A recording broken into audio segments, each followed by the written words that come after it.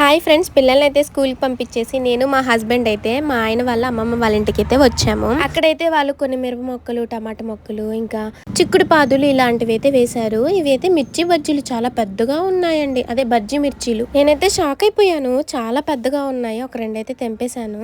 ఇంకా అక్కడ నుంచి మేమైతే నర్సరీకి అయితే వెళ్ళాము. అక్కడ ఇంటి పక్కనే ఉంటుంది అనమాట. ఏమైనా కూరగాయల మొక్కలు ఏమైనా ఉంటాయేమో అని వెళ్ళాము. అక్కడైతే మిర్చి నారు, ఇంకా క్యాబేజీ, కాలీఫ్లవర్ ఇవన్నీ ఉన్నాయి కానీ చిన్న చిన్న మొక్కలే.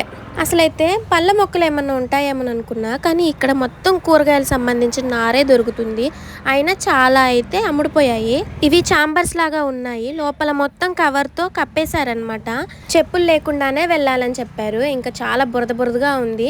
అందులో ఒకటి 2 days నుంచి కొంచెం జల్లులు పడుతున్నాయి కదా, ఇంకా బురదైంది. నాకైతే పళ్ళ మొక్కలైనా ఇంకా వెజిటేబుల్స్ అయినా హార్వెస్ట్ చేయడం అంటే చాలా ఇష్టం. నేనైతే ఈ 2 days నుంచి మస్తు హ్యాపీగా ఉంటున్నా. సో కారణం అయితే ఏముంది, ఏం లేదు. ఒక్కటే అనుకున్నా, మన లైఫ్లో ఏది జరిగినా అది మన మంచికి, ప్రతి దాన్ని స్మైల్తో యాక్సెప్ట్ చేయాలి అని. అన్నట్టు చెప్పడం మర్చిపోయాను, రేపు మా హస్బెండ్ బర్త్డే ఉంది. మీరందరూ కూడా తనని బ్లెస్ చేయండి. ఇంకా డ్రమ్బులలో ఈ కలర్లో లిక్విడ్ అయితే ఉంది. దీని గురించి మీకు ఎవరికైనా తెలిస్తే కామెంట్ సెక్షన్లో షేర్ చేయండి. అలాగే కొత్తిమీర నారు కూడా ఉందండి, వంగనారు, అలాగే ములక్కాయ చెట్టు, దొండ చెట్లు, ఇంకా వంకాయ చెట్లు అవన్నీ కూడా ఉన్నాయి. కోకోపీట్ ఇంకా వర్మి కంపోస్ట్ మిక్స్ చేసి ఈ చిన్న చిన్న బాక్సులలో మొక్కలైతే పెట్టేశారు. ఈ ములక్కాయ చెట్లు అయితే 6 నెలలకి కాయలు